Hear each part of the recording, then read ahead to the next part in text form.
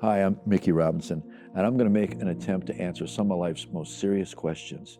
What does a person do when all hope is lost? First of all, if you can say, I think it's hopeless, there still is hope. When a person's aware, conscious, able to think, able to feel, there's choices that can be made to pull you up out of that quicksand of seeming hopelessness. I'm speaking from personal experience. I was in an airplane crash. I had massive injuries. I was given up to die. I got complications. And when all hope was lost, there was an intervention. Now, the most common prayer that a person probably makes in any language, in any country, in any time period is help. When a person calls out to God, God is willing and ready, and more than anything else, He's able to help like no one else. I'm talking about the God of the Bible. The God historically of the Old Testament with the people of God helped people through impossible circumstances, all pointing to one person. That person has a name, and that person's name is Jesus Christ of Nazareth. And I know people have heard about this church, that church, another church with different opinions.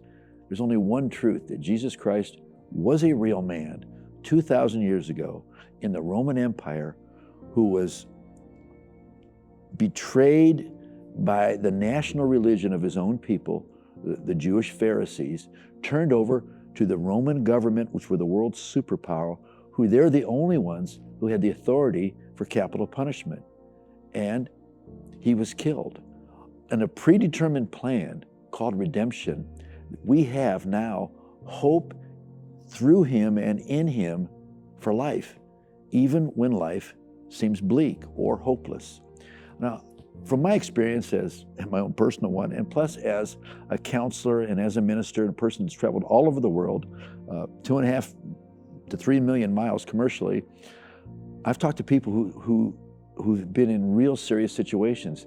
And what's really common for any of us is when things go that bad, it seems to get into kind of negative tailspin. One thing connects to another, and it just seems like it just goes downward. Now, I'd say this by an example. Something could touch a person's health, and that'll interrupt them. You get a cold, you get sick, or even you get a flu, or even a bad report. And you could touch their finances, and that can really slow them down. But if you take away a person's hope, if something takes away a person's hope, it stops them.